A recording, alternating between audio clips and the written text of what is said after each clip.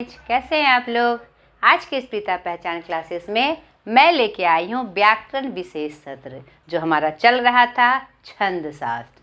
तो छंद शास्त्र में हम बहुत आगे बढ़ चुके हैं। ये पार्ट 4 है आपका। इससे पहले हमने जाना कि छंद के मुख्यतः कितने भेद, तो हमने जाना था मात्रिक, वर्णिक और मुक्तक। उसके बाद हमने मात्रिक छंद की चर्चा की, वो हमारा ख़त्म हो चुका है। आज के इस छंद शास्त्र में पार्ट 4 में हम जानेंगे छंद के भेद में वर्णिक छंद और मुक्तक छंद के बारे में।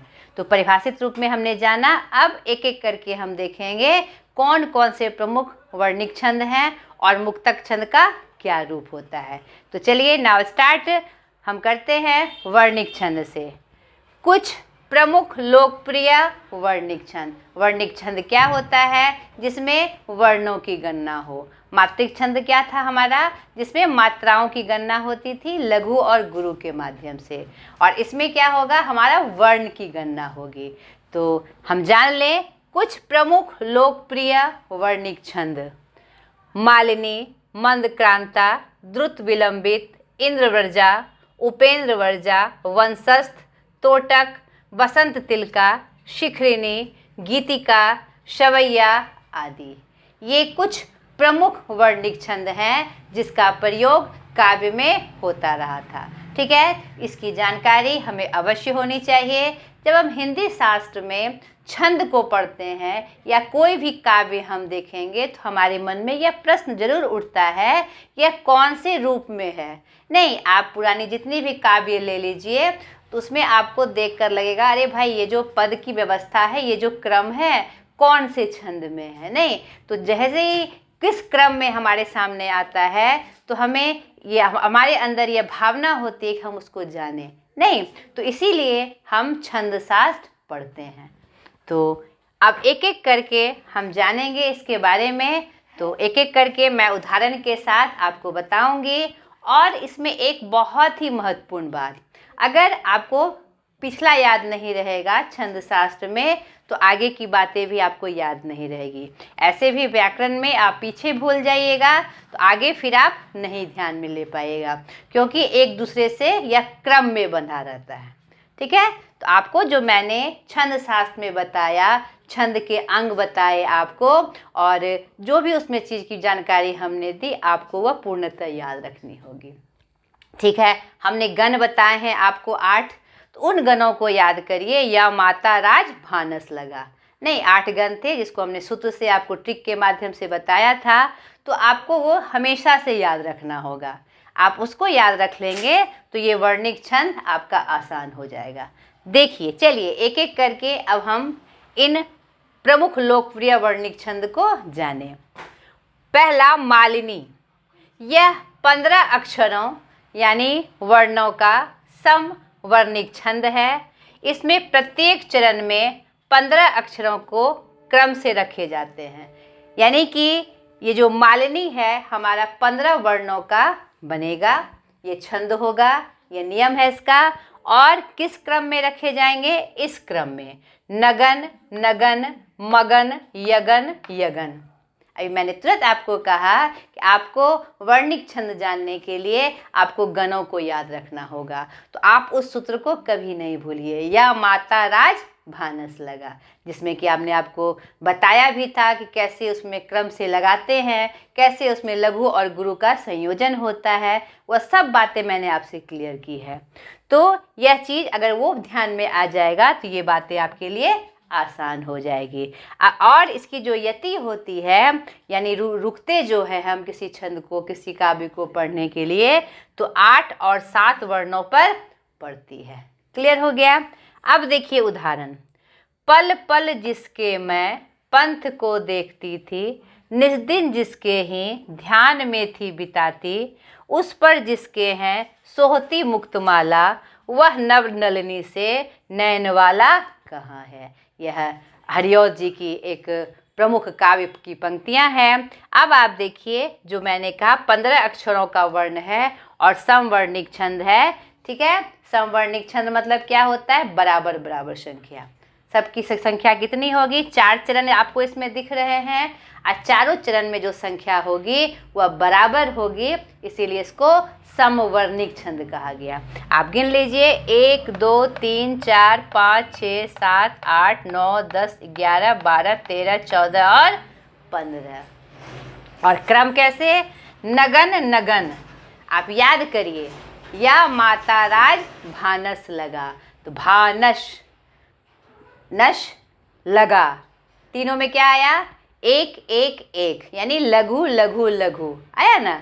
आप उस सूत्र को याद रखेंगे बेटा, फिर आपको इसको समझने में दिक्कत नहीं होगी। तो आप देखिए 1 1 1 1 1 आया ना, 1, फिर आपका मगन 2 आ गया, फिर 2 आ गया नहीं, तो इस क्रम में हमारा मालिनी जो प्रमुख वर्णिक छंद है इस क्रम में सजा होता है। तो अब चलिए अब इसका दूसरा मंद्रकांता हम जाने। चलिए अब वर्णिक छंद का दूसरा भाग मंद्रकांता। ठीक है, अब आपको नाम के साथ उसमें क्या होता है बस आपको ये ध्यान रखना है। मैं जल्दी जल्दी आपको स्पष्ट करते चलती हूँ और उदाहरण भी आपको देते चलती हूँ। तो ये नगन नगन वाला रूप भी आपने समझ लिया। अब खाली किसमें, कौन से वर्णिक छंद में कौन सा कितना वर्ण लगेगा, ठीक है, और किस रूप में होगा इसको आपको जानना है। मंद्राक्रांता यह 17 अक्षरों का समवर्णिक छंद है। प्रत्येक चरण में 17 अक्षर का क्रम है। मगन, भगन, नगन, तगन, तगन तथा 2 गुरु। आप देख लीजिए, आपको मैंने गिनती भी सिखा दी है और किसमें कितना लघु कितना गुरु होता है यह भी मैंने आपको गण में समझा दिया है। आप इस क्रम में है कि नहीं आप देख लीजिए, ठीक है। और ये आपका उदाहरण रहा, तो उदाहरण के साथ आपको ध्यान में रखना है। और सर्वप्रथम ध्यान क्या रखना है कि 17 अक्षरों का होता है। और कौन से क्रम में? इस क्रम में 2 गुरु इसमें लास्ट में होते हैं। सब में देखिए 2 गुरु है ना, 2 2 2 गुरु 2 गुरु 2 गुरु। क्लियर हो गया। तीसरा द्रुत विलंबित। इस छंद के प्रत्येक चरण में 12 अक्षर होते हैं और उनका क्रम जो होता है नगन, भगन, भगन और रगन होता है। इसमें यति नहीं होती, ठीक है। यह वाला वर्ण का छंद होता है, यानी यति यहाँ पर अंतिम में ही होती है। यहाँ पर रुकना जो होता है चरणांत में होता है, यानी चरण के अंत में होता है। तो ये भी देख लीजिए आप उदाहरण के साथ। समर का जब निश्चय हो गया, समिति भंग हुई उस काल ही, सफल होकर गूढ़ प्रयास में हरि उठे कुरुराज समाज में। तो देखिए प्रत्येक चरण में इसके कितने अक्षर होंगे? 12 अक्षर यानी वर्ण होंगे और उसका जो क्रम होगा नगन, भगन, भगन और रगन होगा। यही आपको ध्यान रखना है। चौथा प्रमुख वर्णिक छंद इंद्रव्रजा। इसका प्रयोग बहुतायत होता है। इस छंद के प्रत्येक चरण में कितने वर्ण होते हैं? 11 वर्ण होते हैं। और कौन से क्रम में? तगन, तगन, जगन तथा 2 गुरु। यहाँ पर ये याद रखना है 11 वर्ण होंगे और क्रम क्या होगा? तगन, तगन, जगन तथा 2 गुरु। तो देखिए 11 वर्ण है और अंत में देखिए गुरु है ना, 2 गुरु। करूँगा, करूँगा, है ना, 2 वर्ण है और उसका रूप भी कैसे है? तगन, तगन, जगन। तो आप उसमें जान रहे हैं कैसे उसको गिना जाता है, तो यह भी स्पष्ट हो गया। अब चलिए 5वें वर्णिक छंद की तरफ। चलिए उपेंद्र वर्जा। उपेंद्र वर्जा को हम देख ले। इस छंद के प्रत्येक चरण में 11 वर्ण इस क्रम में रहते हैं। जगन, तगन, जगन और अंत में 2 गुरु। उदाहरण देख लीजिए। बड़ा ही छोटा कुछ काम कीजिए, परंतु पूर्वा पर सोच लीजिए। ये जो गुप्त जी की प्रमुख पंक्ति है, तो आप देख लीजिए उसका जो क्रम होगा इसमें 11 वर्ण होंगे और जो क्रम होगा यह जगन, तगन, जगन और 2 गुरु के अनुसार होगा। यह स्पष्ट हो गया। वंशस्थ छठा प्रमुख वर्णिक छंद। इस छंद के प्रत्येक चरण 12 अक्षर इस क्रम में होंगे। जगन, तगन, जगन, रगन। उदाहरण में देख लीजिए। स्वगर्भ बोला तब कर्ण भूप से, अमान्य है दुर्मति पूर्ण मंत्रणा। ठीक है, तो यहाँ पर भी आप देख लीजिए 12 वर्ण होंगे यानी अक्षर होंगे और वह किस क्रम में होंगे? जगन, तगन, जगन, रगन के क्रम में होंगे। ठीक है। जो लघु गुरु का जो हम गिनती करते थे गणों के माध्यम से, वह आपको स्पष्ट रूप से आना चाहिए। मैं बार बार इशारा कर रही हूँ, तो आप उसको एकदम कंठस्थ कर लीजिएगा। तोटक, इसके प्रत्येक चरण में 12 अक्षर इस क्रम में होते हैं, सगन सगन सगन सगन। तोटक को याद रखना सबसे आसान, क्योंकि इसका जो क्रम होगा एक ही जैसा होगा, सगन सगन सगन सगन। ठीक है, देख लीजिए। निज गौरव का नित ज्ञान रहे, हम भी कुछ हैं यह ध्यान रहे। तो आप देख लीजिए 12 वर्ण है इसमें, और जो क्रम है इसके अनुसार सजा हुआ है। 8वां बसंत तिलका, इसके प्रत्येक चरण में 14 अक्षर या वर्ण होते हैं, और उसका क्रम क्या होगा, तगन भगन जगन जगन तथा अंत में 2 गुरु। देख लीजिए आप। रे क्रोध जो सतत अग्नि बिना जलावे, भस्मावशेष नर के तनु को बनावे। आप देख लीजिए इसमें 14 वर्ण है, 1 2 3 4 5 6 7 8 9 10 11 12 13 और 14। ठीक है, तो आप 14 वर्ण है इसमें, और जो क्रम है इसके अनुसार सजा हुआ है। अब चलिए 9वें वर्णिक छंद पर। अब 9वां प्रमुख वर्णिक छंद शिखरिणी। ठीक है, इस छंद के प्रत्येक चरण में 17 अक्षर इस क्रम में होते हैं, यगन मगन नगन शगन भगन तथा 1 लघु और 1 गुरु। एकदम अच्छे से आपको याद करना है। और इसमें 6 एवं 11 पर यति होती है, यानी विराम होता है। उदाहरण से आप देख लीजिए, मनोभावों के हैं सततल जहाँ शोभित सदा, कला हंस श्रेणी सरस रस कीड़ा निरत है। ठीक है, गीतिका 10वां प्रमुख वर्णिक छंद, इसके प्रत्येक चरण में 20 अक्षर वर्ण इस क्रम में होते हैं, सगन जगन जगन भगन रगन सगन तथा 1 लघु और 1 गुरु, और इसमें 12 एवं 8 पर यति होती है। इसका भी उदाहरण मैंने दे दिया, 10 कंठ रे सट छाड़ी दे हठ, बार बार ना बोलिए, अब आजू राज समाज में बल, साजो चितना डोलिए। ये जो कोमा है यहाँ पर विराम है। अब एक प्रमुख वर्णिक छंद जिसकी मैं चर्चा आपको कर रही हूँ, इसको विशेष रूप से आपको याद रखना है, क्योंकि हिंदी में इसका जो वर्णिक छंद है सबसे ज़्यादा प्रयोग हुआ है और सबसे ज़्यादा इसी का प्रचार हुआ है। ठीक है, यह वर्णिक समवृत्त छंद है। ध्यान से देखिए, इसके प्रत्येक चरण में 22 से लेकर 26 अक्षर होते हैं, यानी किसी किसी में 22 और किसी किसी में 26 अक्षर होंगे, वर्ण होंगे। हिंदी में इसका विशेष प्रचार है। मैंने अभी जस्ट आपको कहा, कुछ एक अपवादों को छोड़कर सवैया छंद प्रायः किसी एक गण, यानी किसी एक गण किसमें, भगन तगन रगन सगन, यानी इसी क्रम में हमारा सवैया छंद लिखा जाता है, कुछ कुछ अपवादों को छोड़कर। ठीक है, आपको विशेष रूप से इतना ही जानना है। और कि 7 या 8 आवृत्ति से बने होते हैं। ठीक है, 7 आवृत्ति उसकी होती है हर एक में, हर एक सवैया छंद में। प्रत्येक चरण के अंत में आवश्यकता अनुसार 1 या 2 गुरु रख दिया जाता है। यह भी सवैया छंद का नियम है। जब क्रम बैठाया जाता है, तो जब अगर आवश्यक हो उसका तुक बैठाने का, तो आवश्यकता अनुसार क्या करता है, 1 या 2 गुरु रख दिया जाता है। यह भी हमारा सवैया छंद का नियम है।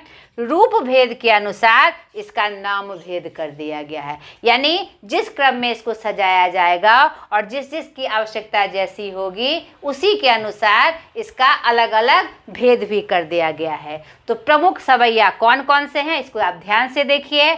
मदिरा सवैया, मेरा जगह थोड़ा छोटा था लेकिन मैंने कोशिश की है आपको एक भी बात छोड़ने ना दूं। ठीक है, इसको आप समझना है बेटा, ध्यान से समझना है। तो प्रमुख सवैया छंद, ये मैंने सवैया के बारे में बताया, यह हमारा वर्णिक छंद में ही आता है। और इसमें जो कुछ कुछ आवश्यकता अनुसार जो इसमें परिवर्तन होते हैं, उसी के अनुसार इसको अलग अलग भाग में बांट दिया जाता है, अलग अलग भेद में बांट दिया जाता है। तो उसमें प्रमुख सवैया जो है आपका मदिरा सवैया, जिसमें 7 भगन और 1 गुरु होते हैं।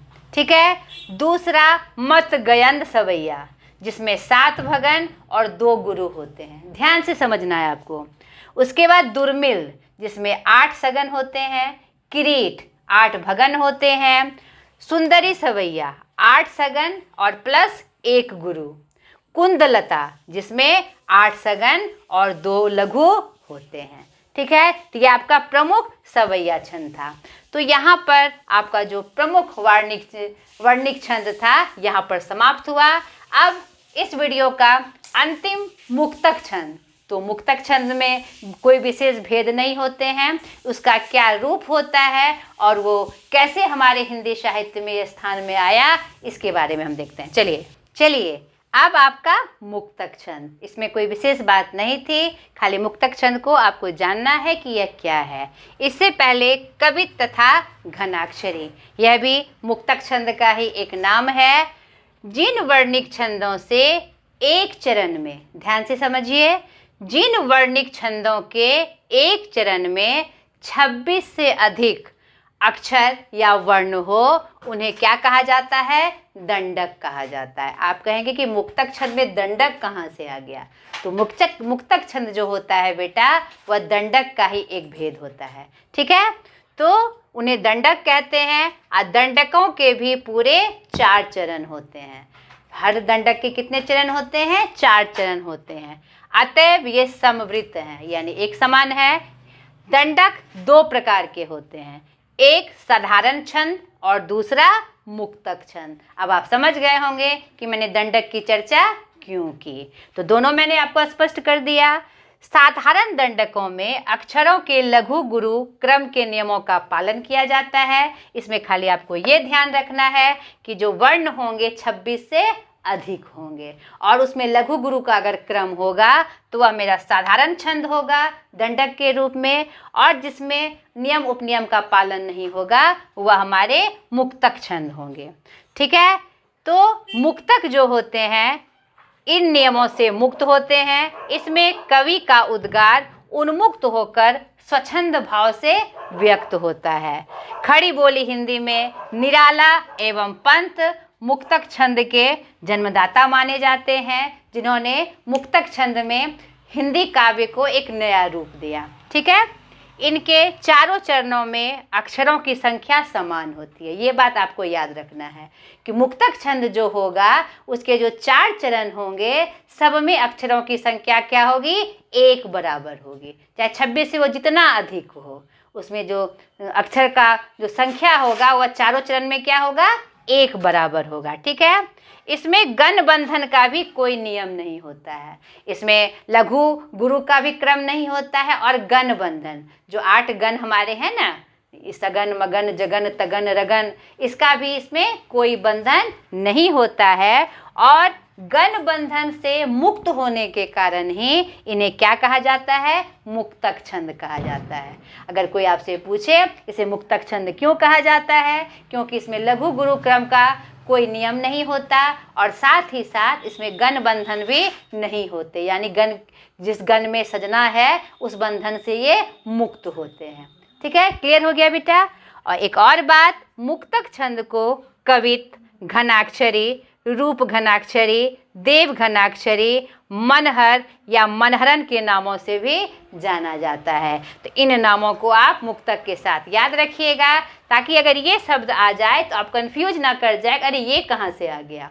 तो मुक्तक को इन नामों से जाना जाता है। कवित अगर आ जाए तो समझ लीजिए वह किस छंद में है? मुक्तक छंद में है। आपको कवित का उदाहरण दे देगा, घनाक्षरी के नाम से आपको उदाहरण दे देगा, और आपको पूछेगा ये किस छंद में है, तो यह हमारा मुक्तक छंद में है। क्लियर हो गया बेटा?